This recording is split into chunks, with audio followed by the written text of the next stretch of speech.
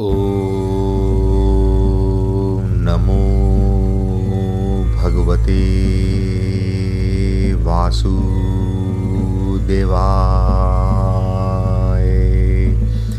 भागवत पुराण प्रथम स्कंद 16वां अध्याय परीक्षित की दिग्विजय तथा धर्म और पृथ्वी का संवाद। सूत जी कहते हैं, शौनक जी, पांडवों के महाप्रयाण के पश्चात भगवान के परम भक्त राजा परीक्षित श्रेष्ठ ब्राह्मणों की शिक्षा का अनुसरण पृथ्वी का शासन करने लगे। उनके जन्म के समय ज्योतिषियों ने उनके संबंध में जो कुछ कहा था, वास्तव में सभी महान गुण उनमें विद्यमान थे। उन्होंने उत्तर की पुत्री इरावती से विवाह किया। उससे उन्होंने जन्मेजय आदि 4 पुत्र उत्पन्न किए तथा कृपाचार्य को आचार्य बनाकर उन्होंने गंगा के तट पर 3 अश्वमेघ यज्ञ किए, जिनमें ब्राह्मणों को पुष्कल दक्षिणा दी गई।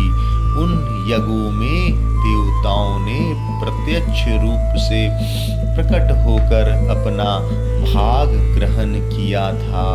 एक बार दिग्विजय करते समय उन्होंने देखा कि शूद्र के रूप में कलयुग राजा का वेश धारण करके एक गाय और बैल के जोड़े को ठोकरों से मार रहा है। तब उन्होंने उसे बलपूर्वक पकड़कर दंड दिया। शौनक जी ने पूछा, महाभाग्यवान सूत जी, दिग्विजय के समय महाराज परीक्षित ने कलयुग को दंड देकर ही क्यों छोड़ दिया, मार क्यों नहीं डाला? क्योंकि राजा का वेश धारण करने पर भी था तो वह अधम शूद्र ही जिसने गाय को लात से मारा था। यदि यह प्रसंग भगवान श्री कृष्ण की लीला से अथवा उनके चरण कमलों के मकरंद रस का पान करने वाले रसिक महानुभावों से संबंध रखता हो तो अवश्य कहिए। दूसरे व्यर्थ की बातों से क्या लाभ, उनमें तो आयु व्यर्थ नष्ट होती है। प्यारे सूत जी, जो लोग चाहते तो है मोक्ष, परंतु अल्पायु होने के कारण मृत्यु से ग्रस्त हो रहे हैं, उनके कल्याण के लिए भगवान यम का आह्वान करके उन्हें यहाँ शांति कर्म से नियुक्त कर दिया गया है। जब तक यमराज यहाँ इस कर्म में नियुक्त है, तब तक किसी की मृत्यु नहीं होगी। मृत्यु से ग्रस्त मनुष्य लोकों के जीव भी भगवान के सुधातुल लीला कथा का पान कर सके, इसलिए महर्षियों ने भगवान यम को यहाँ बुलाया है। एक तो थोड़ी आयु और दूसरे कम समझ, ऐसी अवस्था में संसार के मंद भाग विषयी पुरुषों की आयु व्यर्थ ही बीती जा रही है। नींद में रात और व्यर्थ के कामों में दिन। सूत जी ने कहा, जिस समय राजा परीक्षित कुजांगल देश में सम्राट के रूप में निवास कर रहे थे, उस समय उन्होंने सुना कि मेरी सेना द्वारा सुरक्षित साम्राज्य में कलयुग का प्रवेश हो गया है। इस समाचार से उन्हें दुख तो अवश्य हुआ, परंतु यह सोचकर कि युद्ध करने का अवसर हाथ लगा है, वे उतने दुखी नहीं हुए। इसके बाद युद्धवीर परीक्षित ने धनुष हाथ में ले लिया। वे श्याम वर्ण के घोड़े से जुते हुए सिंह की ध्वजा वाले सुसज्जित रथ पर सवार होकर दिग्विजय करने के लिए नगर से बाहर निकल पड़े। उस समय रथ, हाथी, घोड़े और पैदल सेना उनके साथ साथ चल रही थी। उन्होंने भद्राशव, केतुमाल, भारत, उत्तर कुरु और किम पुरुष आदि सभी वर्षों को जीतकर वहां के राजाओं से भेंट ली। उन्हें उन देशों में सर्वत्र अपने पूर्वज महात्माओं का सुयश सुनने को मिला। उन यशोगान से पद पद पर भगवान श्री कृष्ण की महिमा प्रकट होती थी। इसके साथ ही उन्हें यह भी सुनने को मिलता था कि भगवान श्री कृष्ण ने अश्वत्थामा के ब्रह्मास्त्र की ज्वाला से किस प्रकार उनकी रक्षा की थी। यदुवंशी और पांडवों में परस्पर कितना प्रेम था तथा पांडवों की भगवान श्री कृष्ण में कितनी शक्ति थी, कितनी भक्ति थी। जो लोग उन्हें यह चरित्र सुनाते उन पर महामना राजा परीक्षित बहुत प्रसन्न होते। उनके नेत्र प्रेम से खिल उठते। वे बड़े उदारता से उन्हें बहुमूल्य वस्त्र और मणियों के हार उपहार स्वरूप में दे देते। वे सुनते कि भगवान श्री कृष्ण ने प्रेम परवश होकर पांडवों के सारथी का काम किया, उनके सभासद बने, यहाँ तक कि उनके मन के अनुसार काम करके उनकी सेवा भी की। उनके सखा तो थे ही, दूत भी बने। वे रात को शस्त्र ग्रहण करके व्यासन से बैठ जाते और शिविर का पहरा देते। उनके पीछे पीछे चलते, स्तुति करते तथा प्रणाम करते। इतना ही नहीं, अपने प्रेमी पांडवों के चरणों में उन्होंने सारे जगत को झुका दिया। जब परीक्षित की भक्ति भगवान श्री कृष्ण के चरण कमलों में और भी बढ़ जाती, इसी प्रकार वे दिन रात पांडवों के आचरण का अनुसरण करते हुए दिग्विजय कर रहे थे। उन्हीं दिनों उनके शिविर से थोड़ी ही दूर पर एक आश्चर्यजनक घटना घटी। वह मैं आपको सुनाता हूँ। धर्म बैल का रूप धारण करके एक पैर से घूम रहा था। एक स्थान पर उसे गाय के रूप में पृथ्वी मिली। पुत्र की मृत्यु से दुखनी माता के समान उसके नेत्रों से आंसुओं के झरने झर रहे थे। उसका शरीर श्रीहीन हो गया था। धर्म पृथ्वी से पूछने लगा। धर्म ने कहा, कल्याणी, कुशल से तो हो ना? तुम्हारा मुख कुछ न कुछ मलिन हो रहा है। तुम श्रीहीन हो रही हो। मालूम होता है कि तुम्हारे हृदय में कुछ न कुछ दुख अवश्य है। क्या तुम्हारे कोई संबंधी दूर देश में चला गया है जिसके लिए तुम इतना चिंता कर रही हो? कहीं तुम मेरी तो चिंता नहीं कर रही हो कि अब इसके 3 पैर टूट गए, एक ही पैर रह गए हैं। संभव है तुम अपने लिए शोक कर रही हो कि अब शूद्र तुम्हारे ऊपर शासन करेंगे।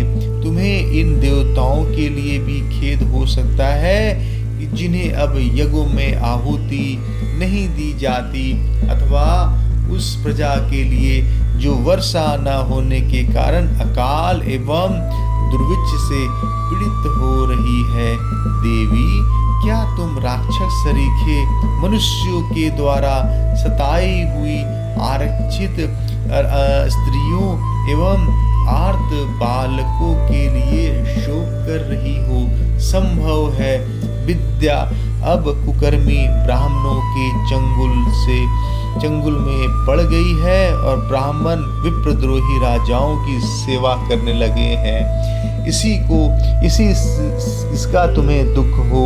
आज के नाम मात्र के राजा तो 16 आने कलयुगी हो गए हैं। उन्होंने बड़े बड़े देशों को भी उजाड़ डाला है। क्या तुम उन राजाओं या देशों के लिए शोक कर रही हो? आज की जनता खान पान, वस्त्र, स्नान और स्त्री सहवास आदि में शास्त्रीय नियमों का पालन न करके स्वेच्छाचार कर रही है। क्या इसके लिए तुम दुखी हो? माँ पृथ्वी, अब समझ में आया हो न हो तुम्हें भगवान श्री कृष्ण की याद आ रही होगी, क्योंकि उन्होंने तुम्हारा भार उतारने के लिए ही अवतार लिया था और ऐसी लीलाएं की थी जो मोक्ष का भी अवलंबन है। अब उनकी लीला संवरण कर लेने पर उनके परित्याग से तुम दुखी हो रही हो। देवी, तुम तो धन रत्नों की खान हो। तुम अपने कलेश के कारण जिससे तुम इतनी दुर्बल हो गई हो, मुझे बतलाओ। मालूम होता है कि बड़े बड़े बलवानों को भी हरा देने वाले काल ने देवताओं के द्वारा बंदनीय तुम्हारे सौभाग्य को छीन लिया है। पृथ्वी ने कहा, धर्म, तुम मुझसे जो कुछ पूछ रहे हो वह सब स्वयं जानते हो। जिन भगवान के सहारे तुम सारे संसार को सुख पहुंचाने वाले अपने चारों चरणों से युक्त थे, जिसमें सत्य, पवित्रता, दया, क्षमा, त्याग, संतोष, सरलता, शम, दम, तप, समता, तितिक्षा, उपरति, शास्त्र विचार, ज्ञान, वैराग्य, ऐश्वर्य, वीरता, तेज, बल, स्मृति, स्वतंत्रता, कौशल, कांति, धैर्य, कोमलता, निर्भीकता, विनय, शील, साहस, उत्साह, बल, सौभाग्य, गंभीरता, स्थिरता, आत्मस्तता, कीर्ति, गौरव और निरहंकारता, ये 39 अप्राकृतिक गुण तथा महत्वाकांक्षी पुरुषों के द्वारा वांछनीय शरणागत वसलता आदि और भी बहुत से महान गुण उनकी सेवा करने के लिए नित्य निरंतर निवास करते हैं। एक क्षण के लिए भी उनसे अलग नहीं होते। उन्हीं समस्त गुणों के आश्रय सौंदर्य धाम भगवान श्री कृष्ण इस समय इस लोक से अपनी लीला संवरण कर ली और यह संसार पापमय कलयुग के कुदृष्टि का शिकार हो गया। यही देखकर मुझे बड़ा शोक हो रहा है। अपने लिए देवताओं में श्रेष्ठ तुम्हारे लिए देवता, पितर, ऋषि, साधु और समस्त वर्णों तथा आश्रमों के मनुष्यों के लिए मैं शोकग्रस्त हो रही हूँ, जिनका कृपा कटाक्ष प्राप्त करने के लिए ब्रह्मा आदि देवता भगवान के शरणागत होकर बहुत दिनों तक तपस्या करते रहे। वही लक्ष्मी जी अपने निवास स्थान कमलवन का परित्याग करके बड़े प्रेम से जिनके चरण कमलों की सुभग छत्र छाया का सेवन करती हैं, उन्हीं भगवान के कमल, वज्र, अंकुश, ध्वजा आदि चिन्हों से युक्त श्री चरणों से विभूषित होने के कारण मुझे महान वैभव प्राप्त हुआ था और मेरी तीनों लोकों से बढ़कर शोभा हुई थी। परंतु मेरा सौभाग्य का अब अंत हो गया। भगवान ने मुझ अभागिनी को छोड़ दिया। मालूम होता है कि मुझे अपने सौभाग्य पर गर्व हो गया था, इसलिए उन्होंने मुझे यह दंड दिया है।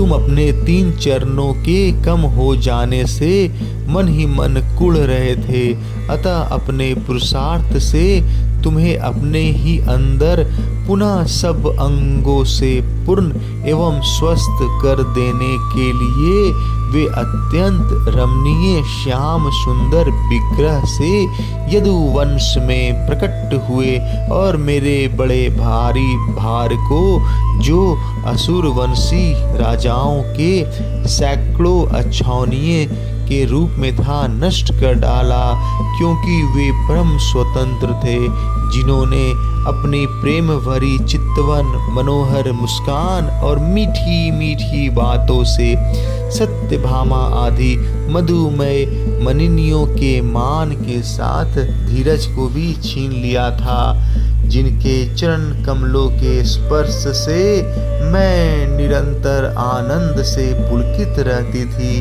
उन पुरुषोत्तम भगवान श्री कृष्ण की विरह भला कौन सह सकती है।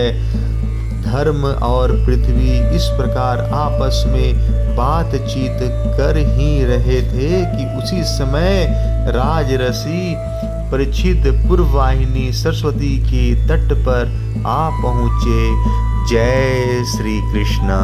16वां अध्याय समाप्त।